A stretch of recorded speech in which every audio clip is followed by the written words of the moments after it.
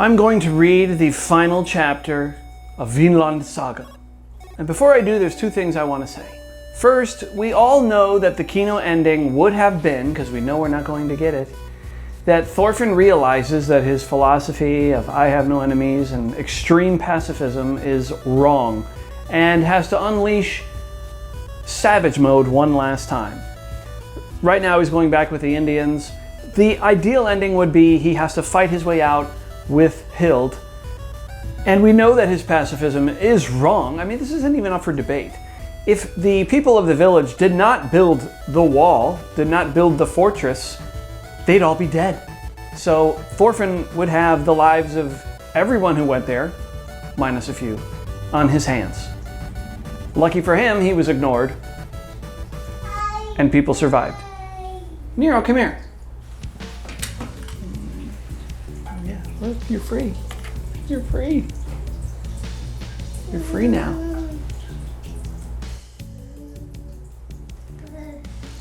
Secondly, before this final arc started, I remember reading an interview of the author or something that he had said that indicated this would be by far the longest arc. It would be longer than the other ones combined. It would be so long it would take years to get through. I don't know what happened. This arc is largely... Come on in here. Here, take the baby. All right.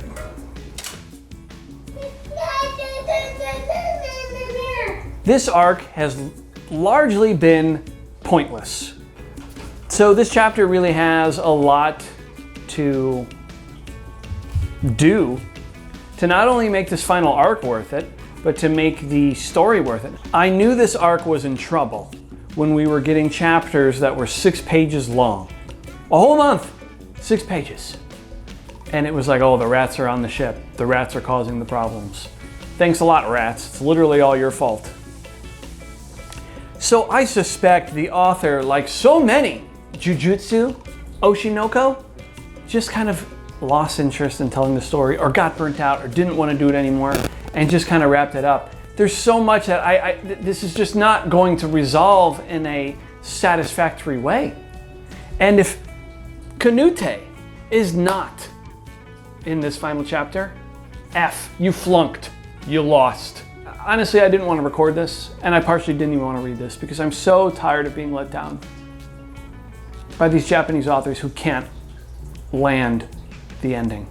Let's get into the ending. Let's read it. Chapter 220, somewhere... Chapter 220, somewhere not here. We have a boat. And harvest early in summer, right? All right, I'll just have to do this later. Thank you very much. Okay, the baby's taking a nap. Let's get into it. We are at page 1. And harvest in early summer, right? Got it, I'll give it a try. Okay, Thorfinn's telling the Indians how to seed. I wanted to teach you how to grow it properly. But don't worry, it's a strong crop. It can grow well on its own. Where's Niska? The bathroom. Oh, isn't this cute? They're all friendly now. Okay, 2 warriors with cut up hands, shaking hands. Bye-bye. Thorfinn leaving. We see this smug Indian here. Thorfinn looking rather Chad-like. Please interpret. Kakagush! A word of warning. Throw away that sword. Indian looking. If you wish for the El Nu to continue living peacefully on this island for long, you will succumb to the call of violence. He holds up his sword in triumph as he laughs.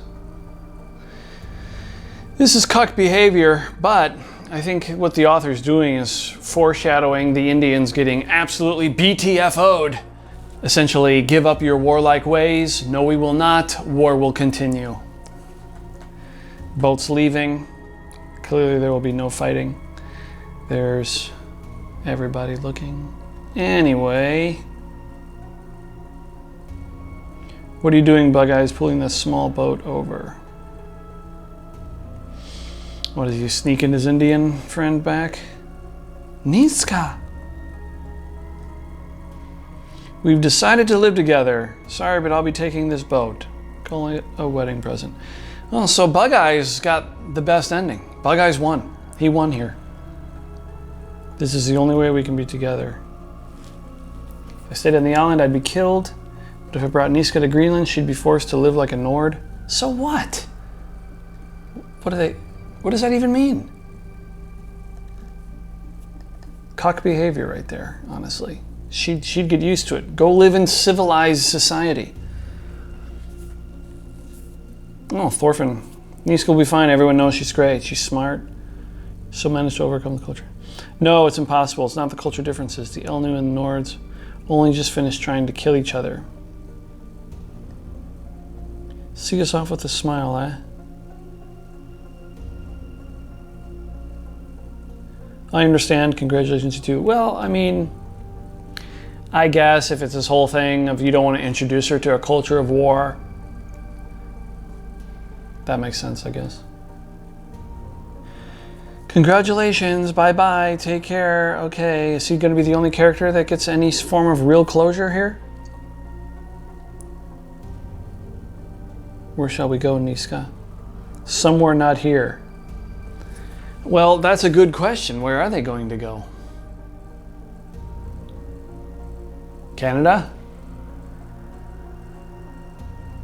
Hopefully they don't go east.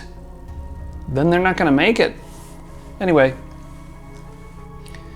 The Saga of the Greenlanders, a 13th century manuscript, describes 6 voyages to the European they called Vinland. Thorfinn was the 5th of these and seems to have been the largest one. Thorfinn returning in defeat, really. Why did these adventurers travel to the ends of the earth? It would be more natural to turn to continental Europe in search of wealth. He could also have made a name for himself by going Viking. But he chose to go pioneering in the new world. There's his wife, baby, other baby, dog. Why? To what end? Holding up the new baby. So, I mean, Thorfinn, he's not a loser, but he's not a winner. I'd say he mostly won, but yeah, he mostly won. He's mostly a winner here, but not a full winner. Cute little baby. Indian hitting the grass, throwing the seed. Okay, he's farming.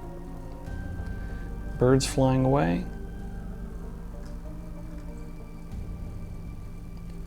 What sprouted were prayers for the future. We must not let them die. Are you kidding me? That's really it?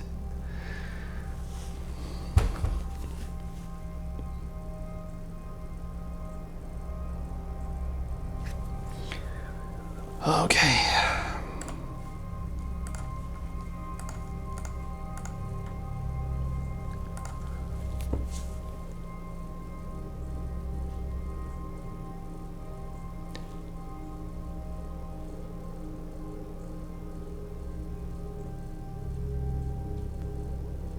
Of all the ways this could have ended,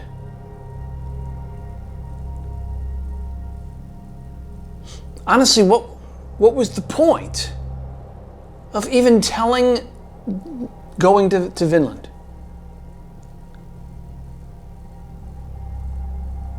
Yes, it told the historical outcome of his journey, and then they left.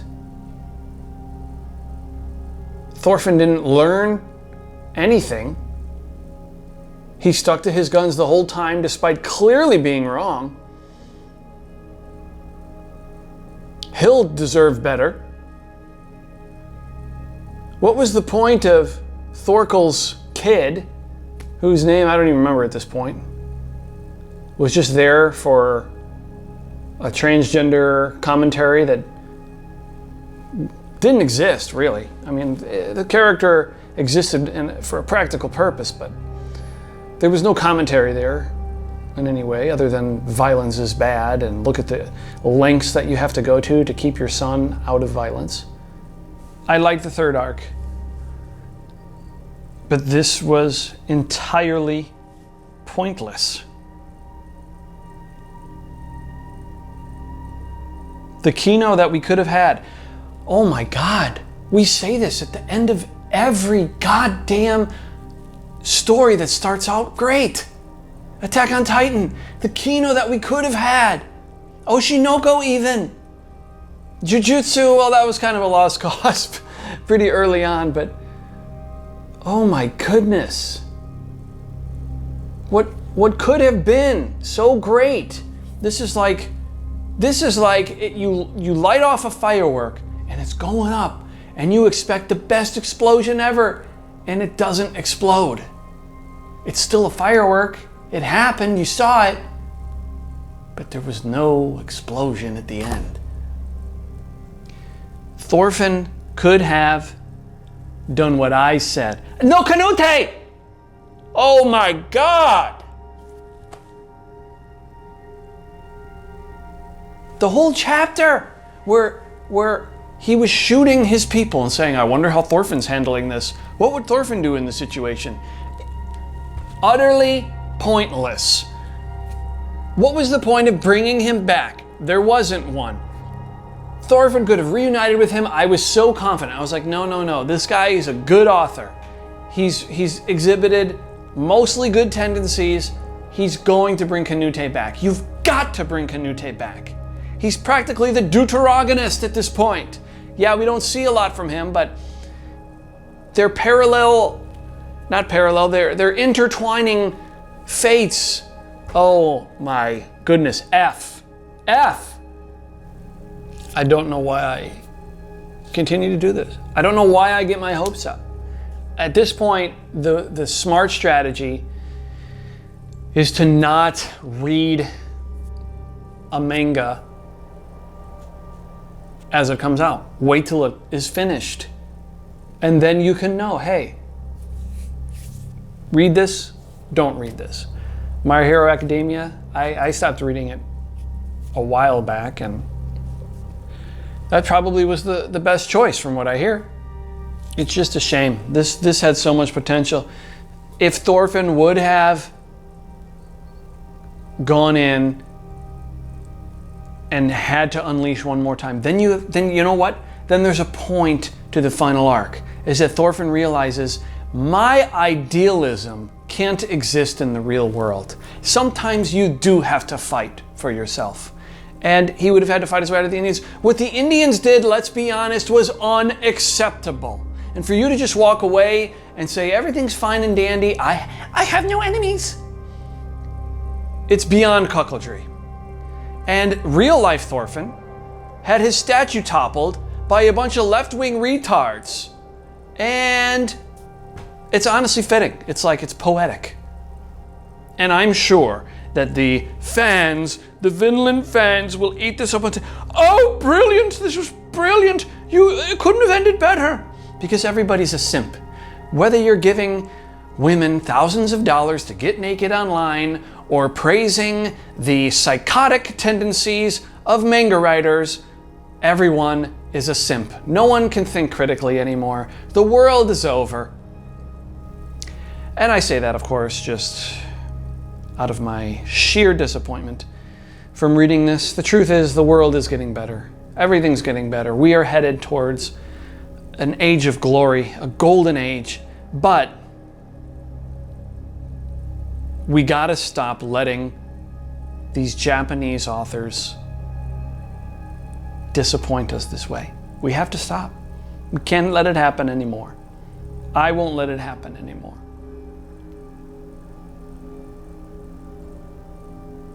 And there's so much brilliance to be found in Vinland Saga. Make no mistake.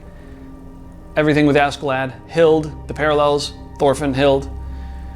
Everything in the first season. Second season's great. There's so much great to be found. But, and then what? Oh, I am tired of writing. I'm just going to end my story because I can't think of a good way to end it. And I certainly wouldn't want to put anything out there that goes against my pacifism. So, anyway, I'm done. We're done here. So, have a good day.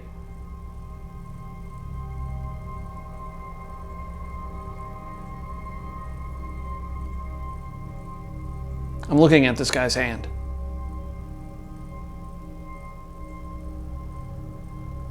Stupid. Utterly stupid. Dumb. Ugh.